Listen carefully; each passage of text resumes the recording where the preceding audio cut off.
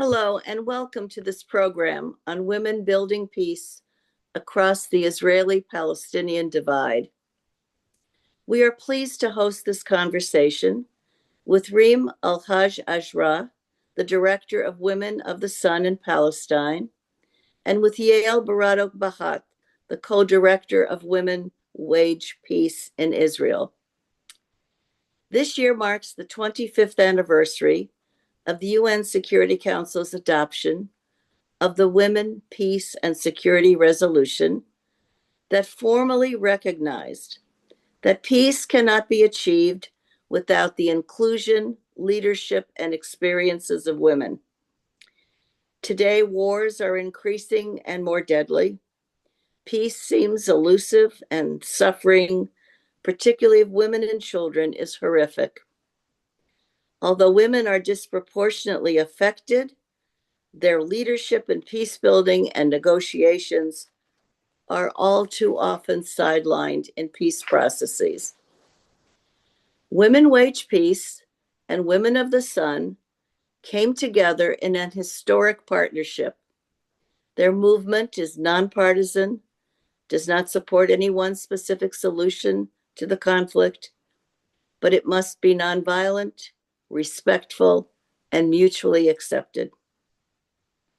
It empowers women from diverse communities to build trust across divides, leading to a unified demand for diplomatic negotiations with full representation of women to end the Israeli-Palestinian conflict.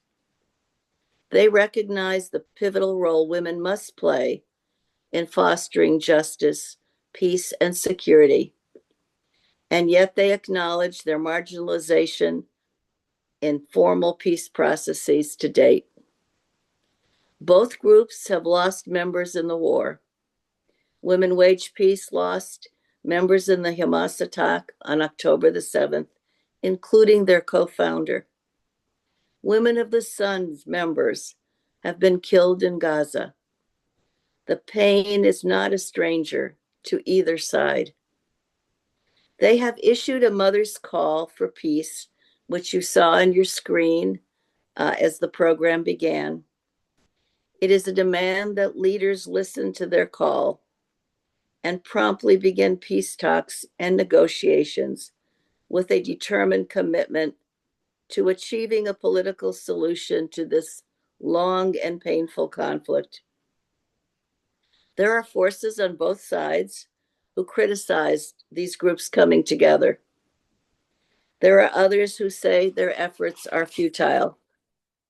However, they, like women peace builders the world over, are courageous fighters for justice and peace. So we join with them for salam and shalom to become a reality in their war-torn communities. And in this conversation, we will ask them whether the current moment with the ceasefire represents a genuine peace opportunity, and explore what the international community can do to support women's participation to ensure that any potential process is inclusive, just, and enduring. And now, Yael and Reem, we will begin this conversation. Just a logistical note, although we have already received many pre-submitted questions from our audience, we know that you can please know that you can also submit questions throughout the program by using the chat function on your computer. So let us begin. Hello to both of you. It is so wonderful to see you again, even though we have to do it virtually.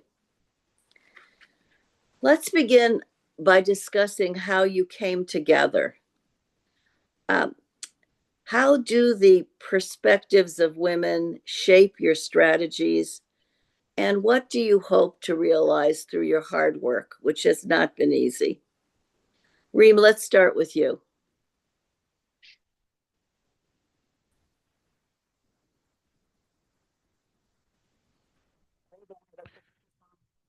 Great to join you and see you again. Thank you, Ambassador Milan.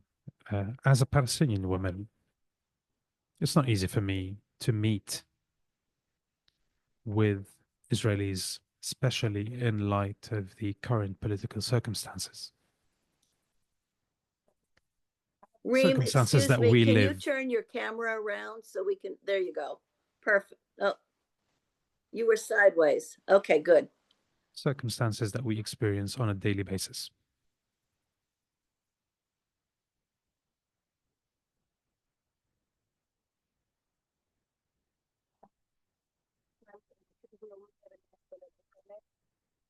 Problems that relate to broadband, to power cuts, to the internet connection. And so all of this makes it a bit more difficult for us to communicate with people on the outside.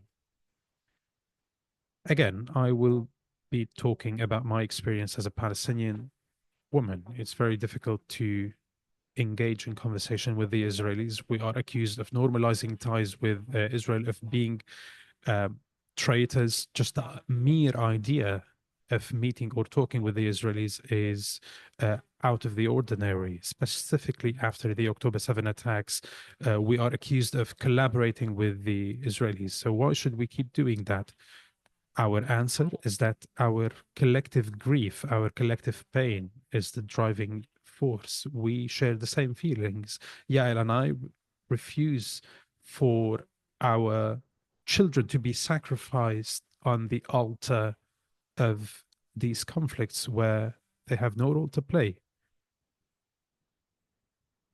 But again, we must emphasize, unfortunately, that the October 7 attacks were not the start of everything. This was a time bomb. We had a joint stand-in with Women of the Sun and Women Wage Peace to try and alert the world that this volcano was about to erupt. Unfortunately, just 2 days after our collective event, the October 7 attacks unfolded. So our words were not uh, were prophetic. And for the past 2 years, we have had to pay a hefty price, a real destruction of women in Gaza, where they lost their homes, their stability, their lives, and their loved ones, the lives of their loved ones. Specifically in Gaza, Women of the Sun lost 43 members, including our South coordinator, in addition to 43 other female members who were victims of this conflict. We also lost Vivian on the other side, a co-founder of Women Wage Peace. And so women have to pay the price of this grief, of this pain, of this war. They bear the biggest burden, even when we choose the pathway of peace. Yael? Thank you. Thank you for having us today. It's very important for us to voice our message as much as we can. Women Wage Peace was born 11 years ago in the aftermath of the previous Gaza war, the Protective Edge Operation in the summer of 2014, by a group of courageous Israeli women who said that enough is enough. They came from the various parts of Israeli society and decided to come together and stop the conflict. We cannot go on living from one round to another and another and another. We have been doing it, working with the Israeli public and Israeli decision makers since then. And I can talk, for hours about Women Wage Peace, but I would say, and this is why we convened here today, one of our biggest accomplishments, if not the biggest one, is our partnership with Women with Sun and our Mother's Call, our joint Mother's Call that we drafted together. We came together a few years ago in Area C in Bejala, sitting together and trying to figure out what is our joint message. And we said that if we, the women, cannot come up with something that we agree upon, then we cannot, expect those men to sit down and talk and reach an agreement. And we did. It took us 9 months.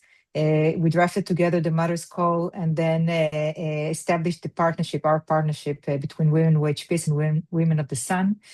Fortunately, we did it before the war. So we had around a year and a half or 2 years working together, building the trust. And once the war began, once October 7th happened, it was clear to all of us that we're continuing together because this is the time, this was the time, this is still the time when our voices are so important, our joint message is so important that we cannot go on living in war. We don't want our children to die or kill. And we just want to raise our children, not only our biological children, but also the children of the region. They deserve a life of peace and security. And this what drives us. This what gets us out of bed every morning to do that. Yael, you mentioned your joint message. I know that you and Reem have been taking that message to many parts of the world. What kind of response are you getting? We get very enthusiastic responses because we realized, and especially after October 7th, that the world is really thirsty to hear this message of hope, of peace, of Israeli and Palestinian women calling together to end the conflict. The world knows most about the killing, the bloodshed, the war. Not many know about the daily efforts that we put, and not only us, we have many peace activists in the region on both sides working every day, either together or apart, for peace to prevail, for negotiations to begin. And we need the world, first of all, to know it. And we received very positive feedbacks, and people said, "Okay, so there is hope for this region. We should invest in it." The Mother's Call itself contains a call for leaders of the world, for the women of the world to join us, to support us. And I just want to mention as an example, a prominent example, a very amazing partnership that was established between us and formed between us and Vital Voices, the American Women's Organization. It began over a year ago, and we've been working together since then. We convened in August in Venice to plan together what we can and need to do in order to turn the Mother's Call not to be just a call or a document, but a global movement. And during the beginning of this convention, which women leaders and activists from all over the world attended.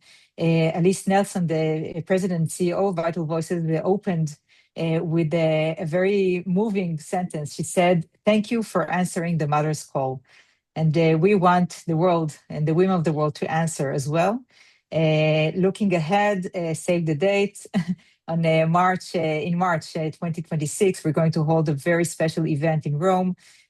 We will share the details on social media in the next few weeks, and we want everyone to join us and help us amplify the Mother's Call. And I'm sure many will respond. Reem, you talked about the difficulties of engaging as you have across the divide. How are you able to do this? I mean, you've got the geographical problems, you've got all the political problems, religious differences. How do you sustain dialogue under these circumstances? Because it's not easy.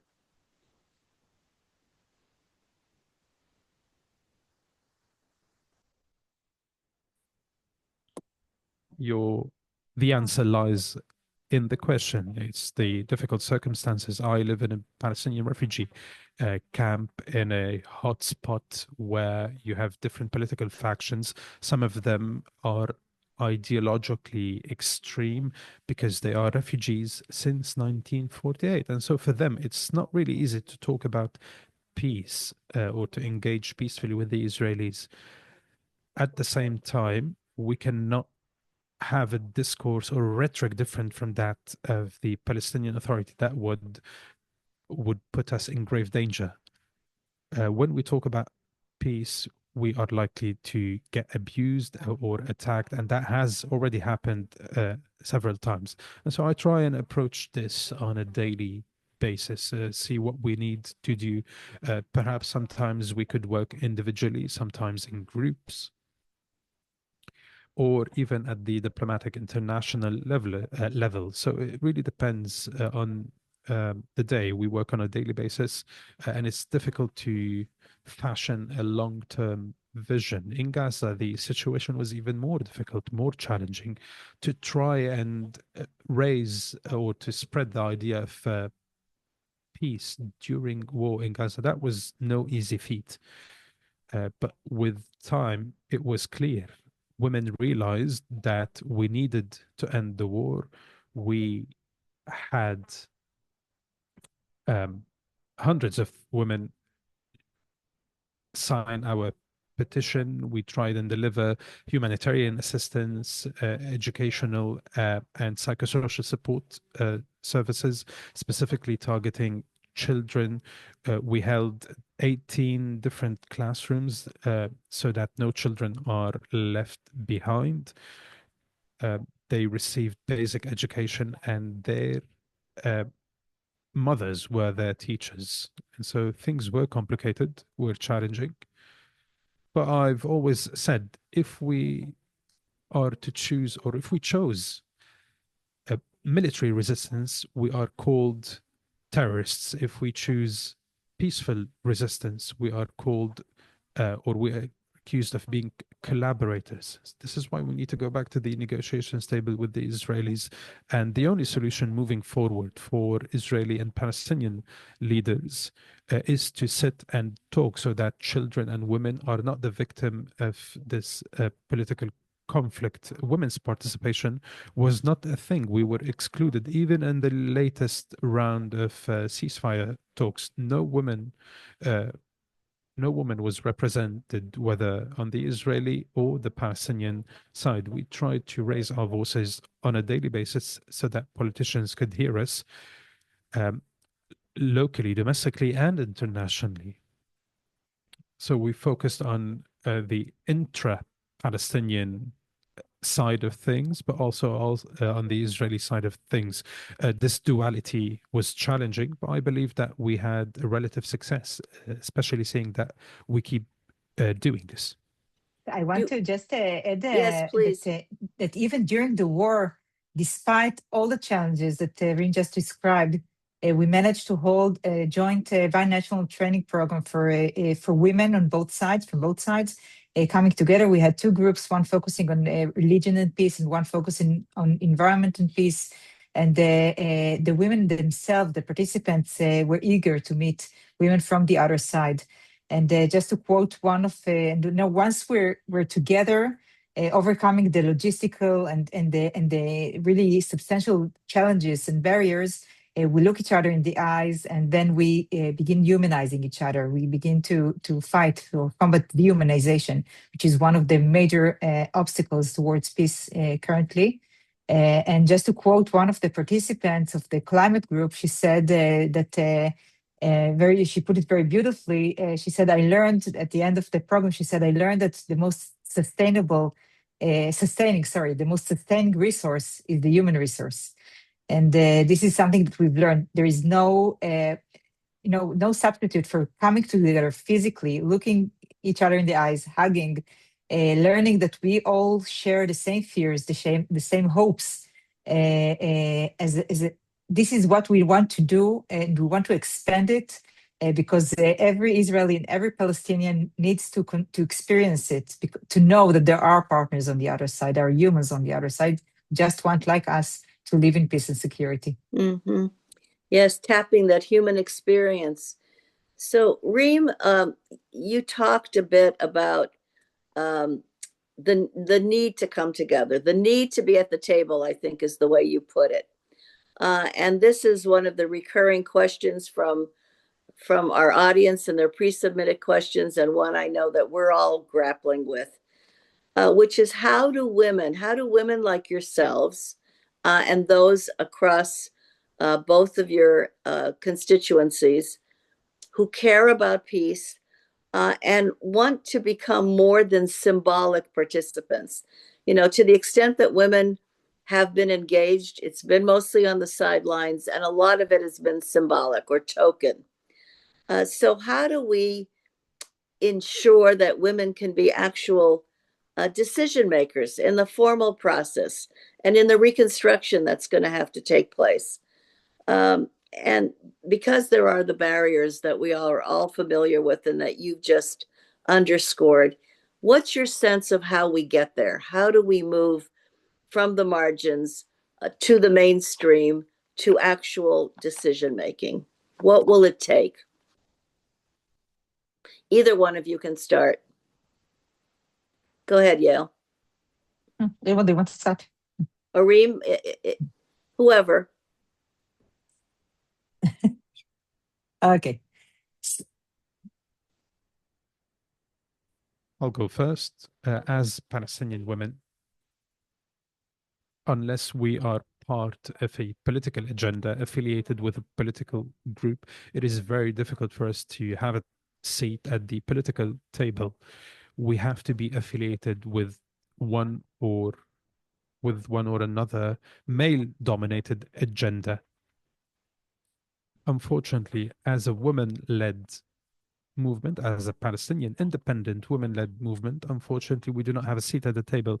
This is why we had to establish Women of the Sun Association in order to have this platform for women who would like to join us, women who are politically independent, who do not belong to this party or that. Because these women can raise their feminist voice from the Palestinian grassroots. I was able to deliver the voice of Palestinian refugees, for instance. So it's not just about Tarim. We train a lot of women under our official program on how to promote women's efficiency in times of war and peace so that they can be part of the negotiations table. We trained them on communication style and on advocacy and campaigning. I was a role model, so to speak, and this has encouraged more women to join our association. And so perhaps we do need an official sponsor for these efforts in order to help women who are trying to impact their communities and their governments meaningfully in a way that preserves the rights of women and their families. In addition to that, obviously, we engage with the Israelis, and the model that Yael and I have developed is an implementation of the UN Resolution 1325. We are women of different warring parties who have decided to sit down and talk instead of waging war. And so this is why we need to have a greater role, specifically in our decision to end the war. We were not represented, despite the fact that we worked significantly in times of war to stress the idea that the only way forward is to sit and talk, to sit at the negotiations table.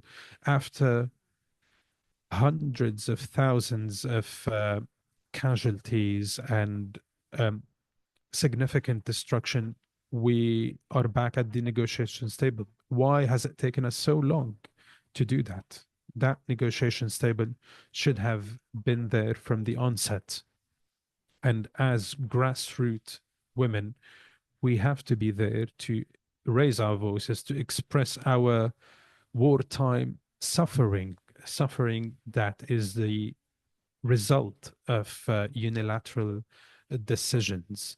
And so they need, or leaders need to understand that it's the people that end up paying the biggest price and suddenly turn into refugees or into IDPs. And Palestinians are unfortunately either accused of being collaborators or terrorists. So what is the way forward? We need to sit at the negotiations table to talk about Trump's initiative or the Saudi-French initiative. It doesn't matter what format, but we need to build our future and to understand that a war could be resumed anytime now, and therefore continue to live in a perpetual state of concern and fear. We have suffered a lot over the past 80 years, and more so over the past 2 years.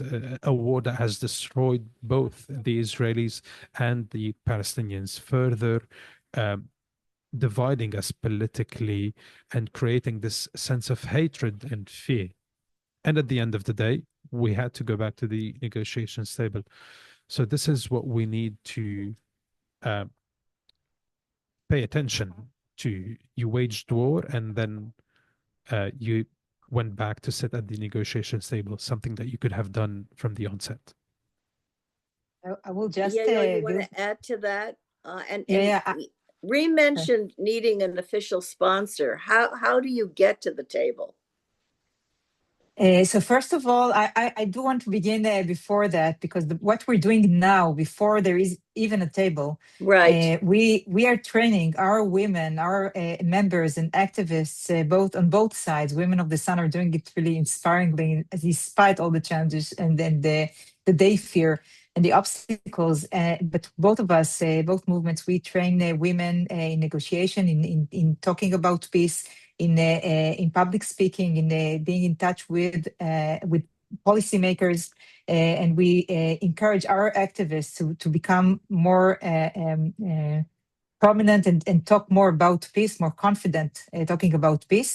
And so when the day comes, we can sit around the table. We will have women who can sit around the table. And I will say how crucial it is for women from civil society, from the grassroots, to sit around the table. We do this work every day, both within the movements and between the movements, and with other participants. So we know how to do this work. We're doing it every day. And we bring to the table the voices of the communities that we work with. We know that in Northern Ireland, this thing alone changed the conversation around the Good Friday Agreement table. And we need women of Sun and women who wage peace. We need to be around the table when negotiations begin. And of course, just to say, we need women who are peaceful, and not just any woman. We don't count heads. It's not about numbers. It's about women, with feminist agenda, with peaceful agenda, who will sit around the table. And yes, we will need sponsors for this. And I think that the recognition and the endorsement that we receive, both in our community, by our communities, and in the diplomatic communities in the world, vis-a-vis our decision makers, this endorsement eventually will enable us to take a seat around the table. We need more women. We need more civil society, not only politicians, not only generals. We know the needs of our communities and the voices of our communities, and those voices need to be at the table. That's exactly. There's so much experience in both of your communities that have to be part of these discussions when they're formalized. But I think you both made an extremely important point for all of our participants in this conversation to hear, and that is really paving the way. You pave the way through training, through capacity building, to getting ready, to talking to critical people in the communities, so that when the moment comes, as the women in Northern Ireland were able to do, they were able to take their place. I must quote Monica McWilliams in a conversation she had with Israeli and Palestinian peace activists 2 years ago, something like this. And she said something that I took with me. She said, it happened suddenly and we were prepared. So this is what we're doing every day on the ground. We're preparing for the day and we will be prepared when the day happens. And they had come together earlier from both sides of their divide, had worked together on the grassroots level before that moment came. Let's talk about the ceasefire, because we're all reading about it. We're all hoping and praying it holds and that it leads to something truly concrete, and an end to the horrors that have been going on. How do you see the ceasefire? Tell us what the view is today, and then how will it be turned potentially into a meaningful peace framework? Reem, do you want to start?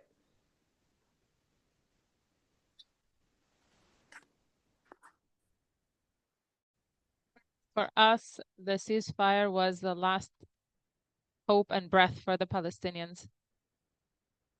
We have faced a lot during the past 2 years, whether it's hostages, war in Gaza, sanctions. The ceasefire was the refuge, the last hope to refuge. But we are facing the sudden changes that can happen at any moment to us. So that's why we're trying effortlessly that this ceasefire be permanent, not just for a temporary time, but both sides need to do what it takes to make the ceasefire permanent. We haven't lived a permanent ceasefire. We haven't experienced that. Every single day, there are still attacks, abuses, and the Palestinian people are very, very worried about it. We are worried that the war might start again. The stress is from every aspect of continuous fear that we're living. There were people who were victims after the ceasefire. So we are people that we do not have trust in the seriousness of this agreement. So we would like the world to pressurize that the ceasefire is a permanent agreement and that negotiations would be the only choice to solve the problems between the two parties. I would add, as Reem said, it's just, first of all, just the beginning for us. It's not the end. The war had to stop. We called for it. We called for a ceasefire for at least 18 months before the ceasefire began. But it's only the beginning because now it must evolve into a political process that eventually will lead to a long-term solution, long-term agreement. Israel has a very positive example in this regard with Egypt. After the 1973 war, there was a ceasefire, which led then to Sadat coming to Israel and then to a peace agreement, which we just marked recently. I think, and it's sorry, we weren't Jordan, but it's 47 years of peace with Egypt. So we know that it's possible, and there's no reason it won't be possible with our Palestinian neighbors as well. We know there are also calls for a regional involvement, and the region is changing. So for us, this is only the beginning, and this must lead to a peace agreement between the Israelis and the Palestinians. And I must mention in this regard also the West Bank, because as Reem said, the ceasefire is on, but killing is still going on, both in Gaza and in the West Bank. What's happening there is devastating. It's a growing daily violence against Palestinians, a policy of creeping annexation by Israel. We object, of course, and demonstrate against both. And it's essential that this stops immediately if we want any hope for peace. Yes, so much is hanging on this. And as you said, the first thing is to make the ceasefire be permanent, and then let it lead to something that really can make a difference in a sustainable way. Can we talk a little bit about the situation, particularly in Gaza, of course, in terms of the deterioration of the humanitarian picture there, the terrible devastation, the untold suffering? How are you responding? How are you able to respond to the crisis there on the ground? I will just say, really, in one sentence, because it's not it's not our story, the Israelis, but I must say that the Israeli media throughout these 2 years was very poor in showing what's happening in Gaza. Only very few outlets showed it from time to time, and so we tried to highlight this issue on our social media, and of course, we began calling for immediate ceasefire months ago, and reconstruction of Gaza. We really hope that the ceasefire will also enable the beginning of the reconstruction and rehabilitation of Gaza, because and it's also our responsibility. But again, it's not our story, so I'll let Reem elaborate. Reem?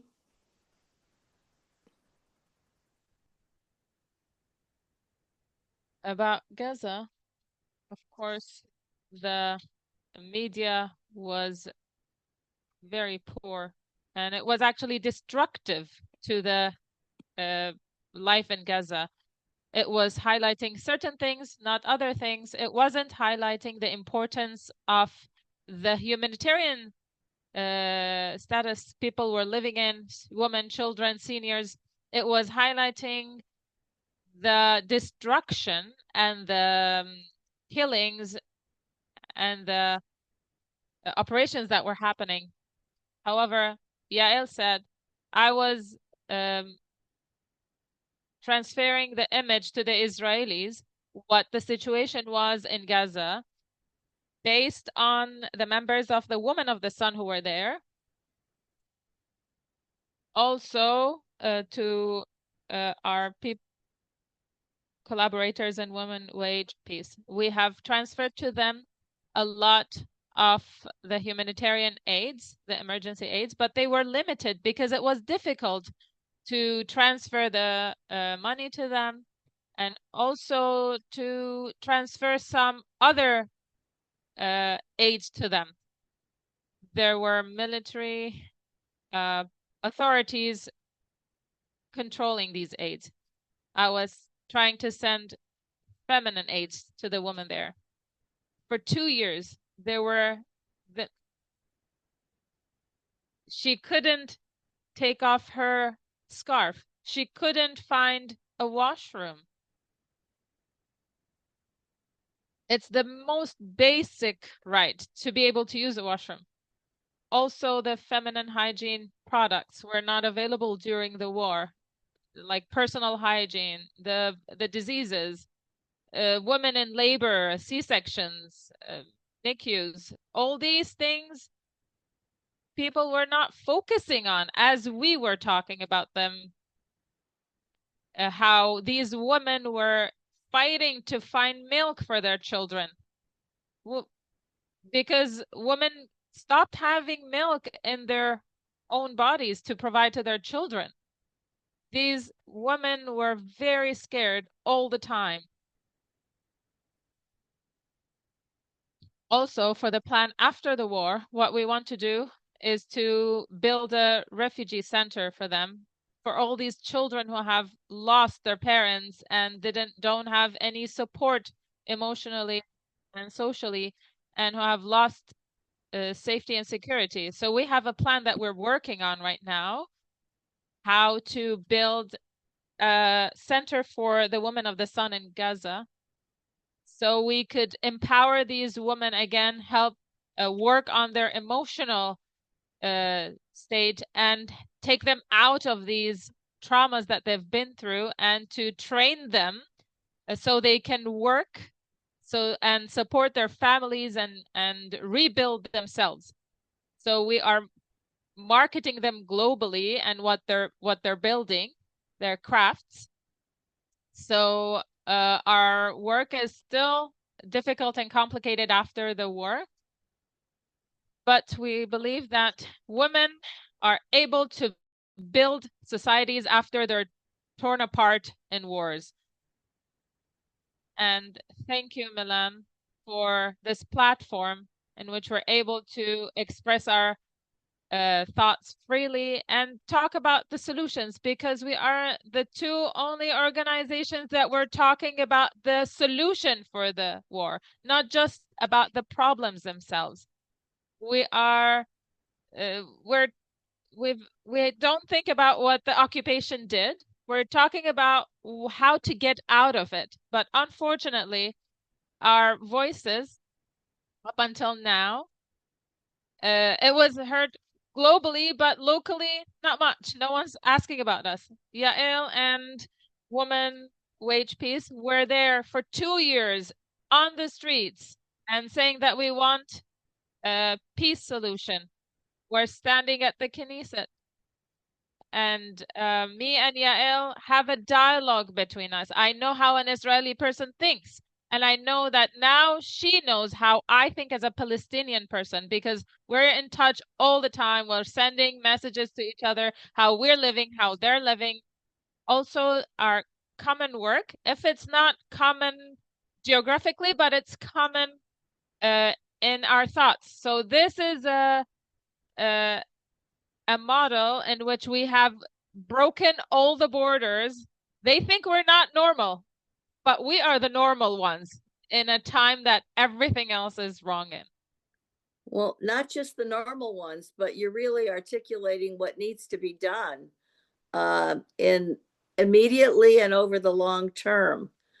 And, you know, as part of the construct we all work within, this framework, knowing that women have a vital role to play, a critical role to play, that role doesn't end with a peace process. That agreement is just the beginning, just as your work is just the beginning, as you said. Over the long term, it's an everyday effort, and particularly immediately in the reconstruction and recovery. So I think, you know, Reem, especially listening to you about how much will need to be done. You mentioned some first steps to heal the trauma and begin to provide vital assistance. But women have to be front and center as the recovery plans go forward to ensure that women are at the center, and the needs of the women and children are focused over the long term, the short term and the long term. Let me ask you, what best can the international community be doing as a collective, governments, you know, multilateral organizations, but individuals, people coming together as you have, individuals into two organizations? What can be done to support this women-led, the peace initiatives, whether in the dialoguing or whether in the recovery, in every element of what has to happen going forward? So what is your advice? I think I will begin with the quoting yet another inspiring woman, Secretary Hillary Clinton, saying, "It takes a village. We cannot do it alone. We're doing it together, Women of the Sun, Women Wage Peace, but we need the entire community, international community, global community to be with us. It can either be individual or states or the diplomatic community in our region. And the first thing that we want to say to the world, to everyone, is don't give up on us. Please don't give up on us, because we know that the world knows most about, as we said, about the war, about the bloodshed, and they might think that there is no hope for this region and there is no need to invest, or we cannot invest in peace if the region is on fire. But we want the world to know that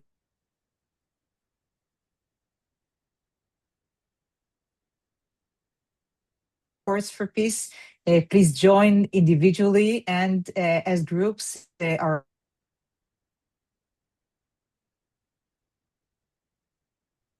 Will follow it we will follow and share the message. We will share it on our social media in the coming weeks, and keep promoting the diplomatic process. Again, it cannot stop at a ceasefire. It's not about only ending the war, because we need to see a horizon, a political, diplomatic horizon for our region, for our children. And I can give as one example of an initiative that states can take upon themselves. We know that there are 10,000 missing Gazan people in Gaza now. This is the number that I know of. It's not official. There are also 6 missing hostages in Gaza. We don't know if they will be located. And we know that in other conflicts, international communities got together to establish commissions to locate the missing persons involving the local communities. And this is also, it's not just it's good not just it's good not just for finding the missing persons, but also as a diplomatic path that can lead to negotiations, that can be a part of the agreement. We know that it's possible, and we cannot do it alone. We need everyone with us. And I will say also that we, and Rim said, we need funding. We cannot work on goodwill alone. And we know that women organizations are usually underfunded, and peace organizations are usually underfunded. So imagine the underfunding of women's peace movements. The cut of USAID grants really hurt us. And so we need also the funding for everything that we want to do on the ground to promote peace, to make both communities, we work vis-a-vis our respective communities, showing them that peace is the path to security, and getting together to know each other, and we need funding to do this. It's very difficult these days. Reem, do you want to add to that? I know you had told me earlier when we talked about the magnitude of the cuts that you're even whatever small awards you might get of resources go directly to the organization, which are hurting on the ground.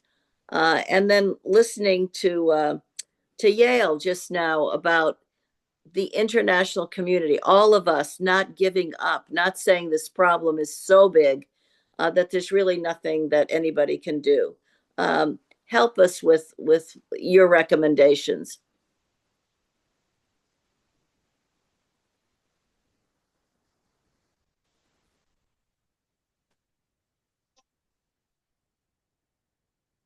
As you have said, when the US aid stopped, because we were counting on the higher funds, this kind of common work needs, we need a lot of transportation, the geography, the interpretation, and lots of difficult logistics to get two groups, Israeli and Palestinians, together. We needed a lot of support at that time when we wanted to build the peace on both sides. When there were cuts in the funds, things moved to Zoom or outside of the countries, and that was a lot more than what we have done before October 7th. So after October 7th, the whole world should have worked on peace building. All the people that want to build their communities, not destruct them. So everyone turned to the war and supporting the war.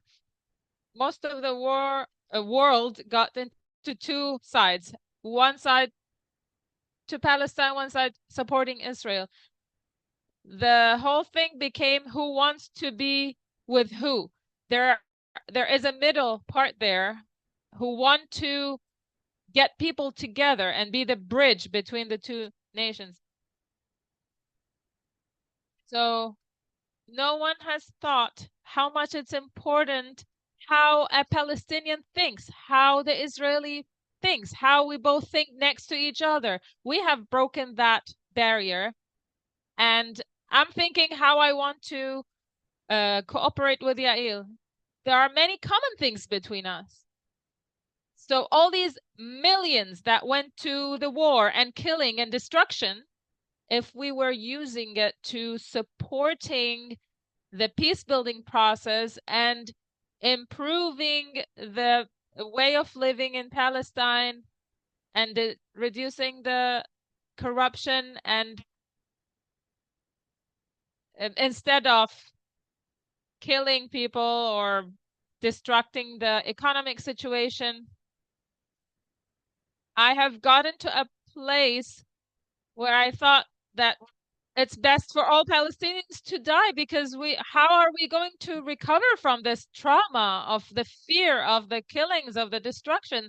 Women in Gaza were looking at us, and I was crying a lot looking at things, I felt in the mornings I was with the Israelis, in the evenings I was with the Gazan people. It was devastating, but that was the only way for me to think that the only way is dialogue, having a dialogue with the other party. When we have asked the vital voices, when we were talking to them, we said that the land was filled with blood. Everywhere we wanted to put our feet, there was blood of our children on that land. We want to stop that bloodshedding. So this kind of walk is a symbol of our children who have died, of all the children and all our people who have died and were killed. 43 women were killed from the Women of the Sun movement, and the children and the seniors and the civil people who, doctors, lawyers, engineers, all of our dreams were shattered in seconds. So this was very difficult for us as Palestinians.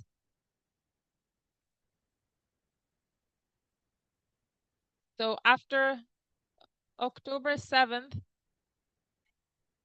it was supposed that Israel would work with more wisdom rather than the sanctions that were set on all the Palestinians. All Palestinians should be part of the sanctions of things that they didn't commit. So I am a peacemaker. More than once I was attacked by the Israelis, even the Palestinians, because I'm talking about things that I'm not supposed to be talking in. So it's like set in people's minds that you need to be hating each other, as if there is no other solution. But you see that a Palestinian doctor treating an Israeli patient. So there are dichotomies there. So a Palestinian is working on that side and building. So if we can live together, why are we killing each other? Why are we destructing? So people have left their humanitarian side and going to the war instead of sitting and having dialogues and negotiations. So women are trying to do now the change from the inside out, especially the past 2 years during the war. I think you have just explained how critically important your work is and this work is.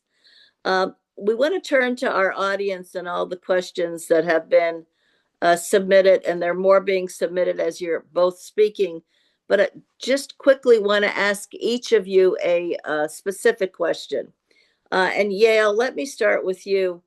How has the return of the hostages influenced the Israeli public opinion and its stance on the continuation of the war? Is this been leading to a healing in a way to go forward for a real end to the kind of horrors that have been going on a long time now? How do you see this? Tell us what's happening on the ground. So I would say it's really hard to tell. It's very hard to tell now. And I do admit very candidly that many of the demonstrations against the war in the past 2 years focused mainly on the hostages. And once there is no risk to live hostages in Gaza, then definitely the public objection to the war diminishes. However, it is also clear that most Israelis now understand that the war hadn't provided any security for Israel, even the contrary, and it has nothing to do with the security considerations, but mostly with political considerations.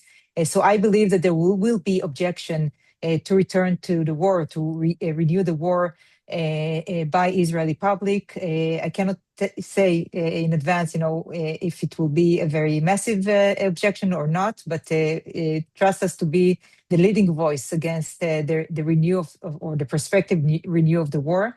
We really hope that it won't happen, and that as we said, the ceasefire will lead to long-term solution negotiations. And just as an example, right now, in these moments exactly in Tel Aviv, there is a big conference training people, Israeli people, to talk about peace.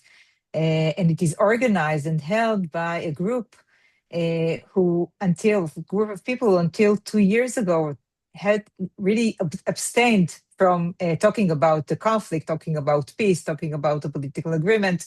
They focused mostly on corruption, on the judicial overhaul.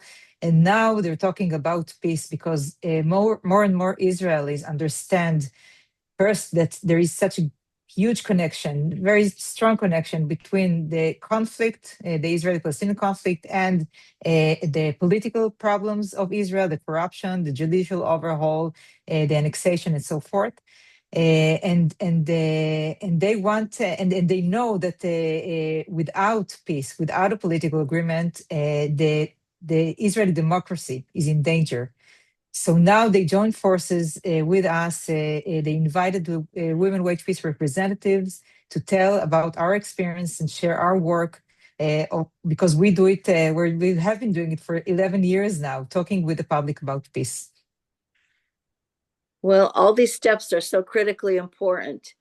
And Reem, you've alluded a little bit to what was happening in the West Bank. I know we're rightly focused on the situation in Gaza, but perhaps you can share your view from where you are in the West Bank, because we also know there have been heightened levels of violence there.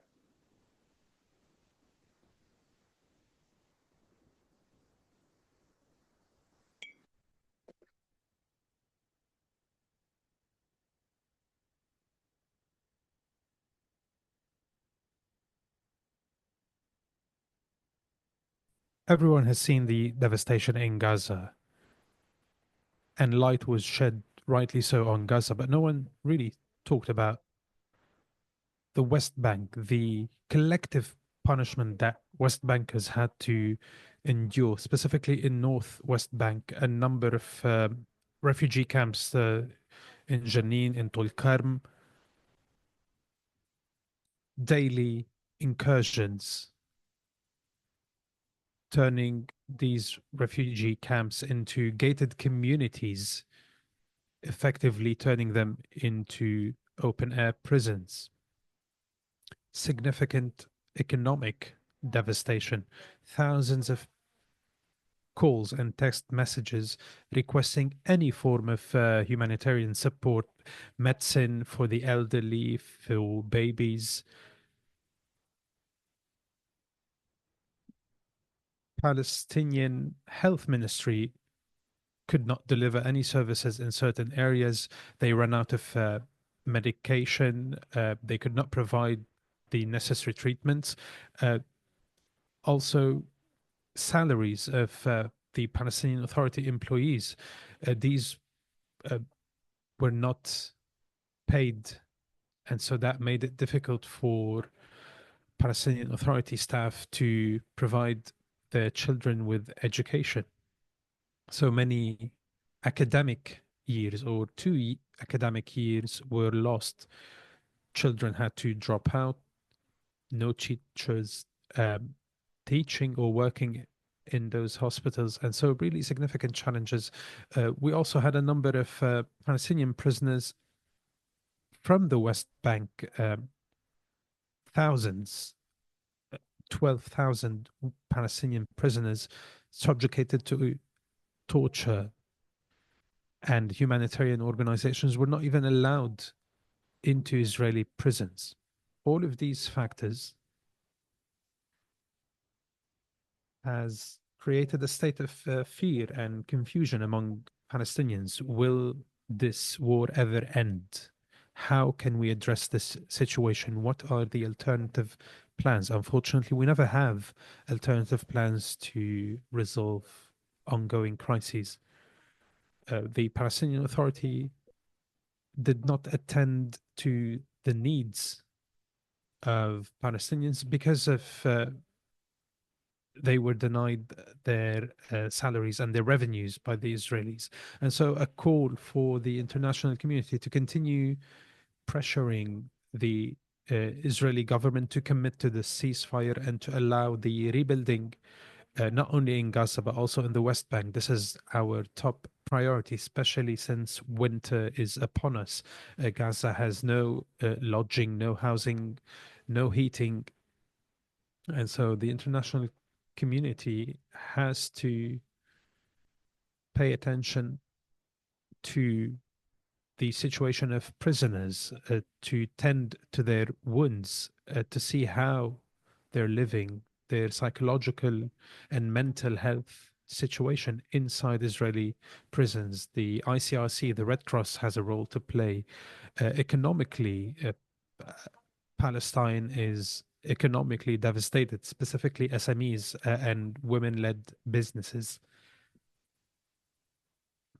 All of this has come to a halt, and this impacts our civil society. And so we ask women to come and attend our training. They simply say, we do not have the money to move or to attend the training, to take transportation to get there, because that means not feeding my children that day. And so that made our situation even more complicated, more challenging in war times. And I think this is why we continue to act, we continue to work, and this is why we were recognized with a number of awards.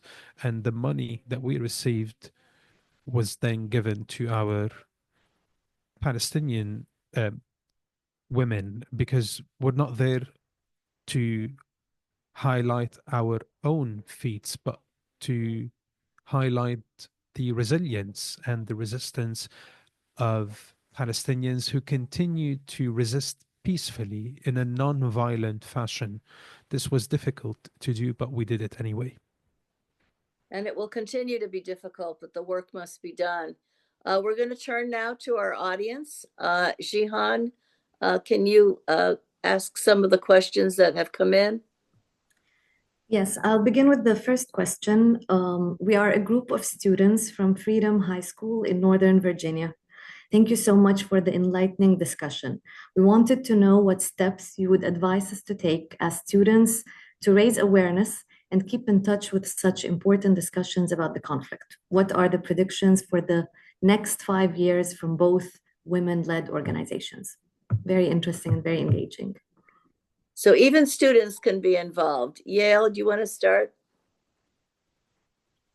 Thank you. Wow, this is so moving. The younger generation stepping up and calling, the world, stop this madness.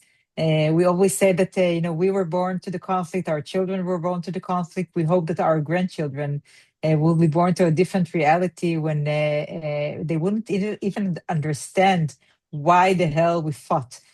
So this is our dream, and we definitely need the current young generation with us. First of all, we invite you to invite us. As we talk today, we can talk with every group, large or small. Everyone who wants to hear our message, wants to be involved, please contact us. Please let us know and invite us, and we will talk to you, and we will share our experience. We will listen to your experience, your thoughts, your suggestions, and we encourage every young person in our region and abroad to be involved in these efforts. Reem?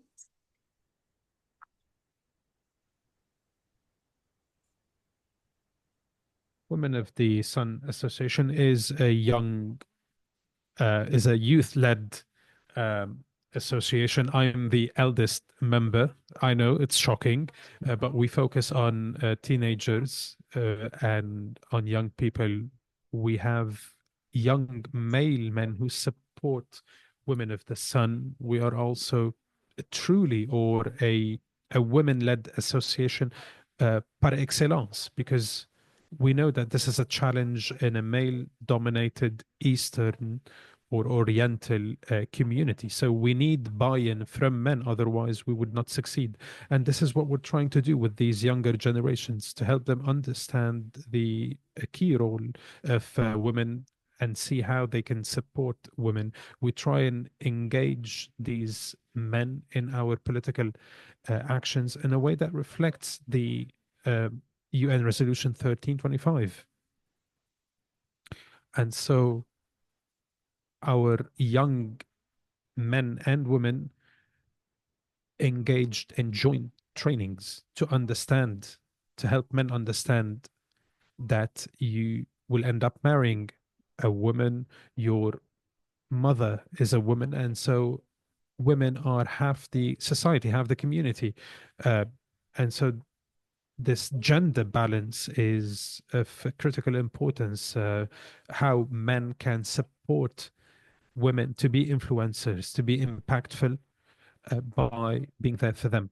One of the men visited me at the association with his women, and he told me, I want an influential woman, not a woman that will tick the box or that will help fill the quota. I want an independent woman that can express her political opinion. So this is what we want to do. This is the way to rebuild our Palestinian society. We need a new generation that thinks more deeply, has greater political awareness, awareness that starts with the mother, the wife, and spreads out to the wider community.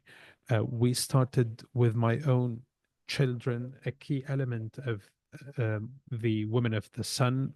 My eldest son is a key player, and he helped us a lot. He could have been in a martyr or thrown in one of the Israeli prisons, but now he's raising his voice to call for peace alongside his mother.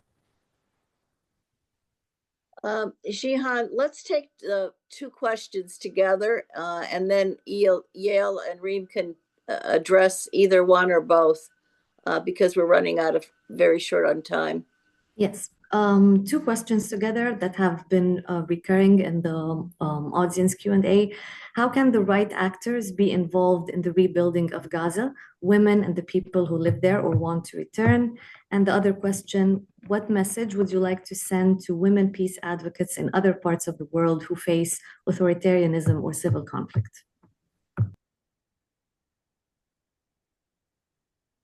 Go ahead, Yael. I will relate to the second question. First of all, we invite you all to visit our joint website, our Palestinian Israeli Mothers Call website. I just dropped it in the chat, the address, and see what we've been doing. And please be in touch with us. We are eager to be in touch with any women organizations, movements all over the world who face the same challenges, because we know that we are stronger together. We can learn from each other. We can work together. And so please be in touch with us. We can learn from you. You can learn from us. And again, we can voice our joint message. Although the Mother's Call is something that Women of the Sun, Women Wage Peace drafted together. This is our joint vision and mission, but it's also a global call of all the women in the world and all the men in the world who just want to live in peace and security. So we are eager to any connection, any reference. I posted in the chat also the emails that you can contact both Women Wage Peace and Women of the Sun with. So please be in touch with us. Reem? To answer the first question, this is also a continuation of what Yael was saying. Any voice globally can join our ranks. This is a welcome attempt to join this trend that believes in peace, this moderate trend that believes in peace. This Israeli conflict, this Israeli-Palestinian conflict can quickly spread out, as we've seen, to other areas around the world. And so we need every help possible. And we need the support of women who could one day experience similar atrocities, because we have the experience now to provide treatment before the crisis occurs. We, as women, can treat our challenges effectively and wisely wherever women are engaged. Solutions blossom. we are the source of life across all communities. And so women support is crucial. Despite the Israeli-Palestinian conflict over many years, and the difficulty that comes with such a conflict, we decided to invest in reforms, in rebuilding, instead of investing in war, instead of talking about perpetual conflicts. We wanted to seize golden opportunities that started with the Oslo Accords, but unfortunately, opportunities that were not seized by the leaders to help their people. And so we need to teach our communities how to seek peace and not wait for leaders to seek peace. This is how we try and come up with an alternative solution. And so we ask everyone to join our ranks. As Ziad said, we have a joint website, one that can be accessed. And in doing so, you can help us. You can raise your voice to tell our story. This is the only story that has a glimmer of hope in it, despite all the devastation. I must add before we close, just one, because I quoted so many wonderful women today, and I want to quote another one. I want to quote my sister Rim. Rim wrote on our WhatsApp group on the 7th of October in the evening, when we just began to realize the extent of the horror that happened that day. And we're terrified of what was going to happen in Gaza, which unfortunately did happen eventually. And Rim wrote in our group, "We will remain the hope. Peace will come through our efforts. We will not despair." And we took those words with us until today and forward. And we send this message from us to all the women in the world, to all the women who experience conflicts. We are the hope, and we will continue to work together until peace prevails. Well, I can't think of a better way to end this conversation. Really to be focused on the work that needs to continue to be done through efforts like Women Wage Peace and Women Under the Sun.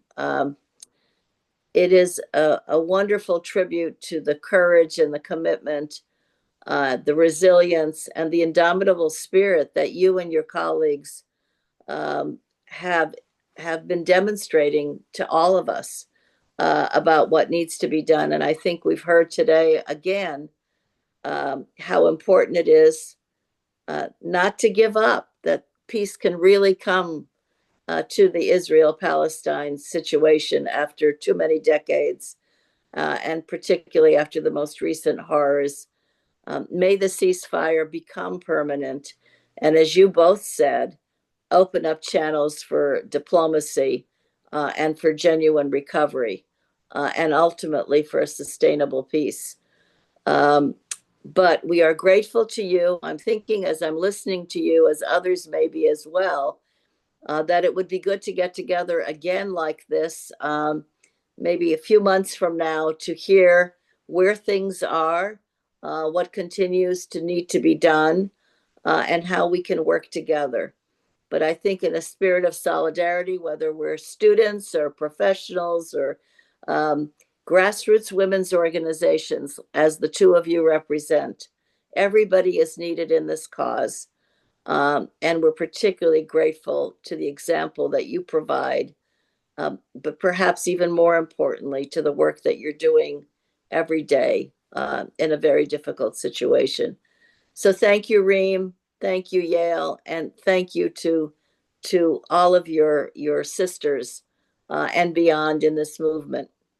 Thank you so much. Thank you, Milan, and the Georgetown Institute for Women, Peace and Security for hosting this webinar. Thank you. Bye.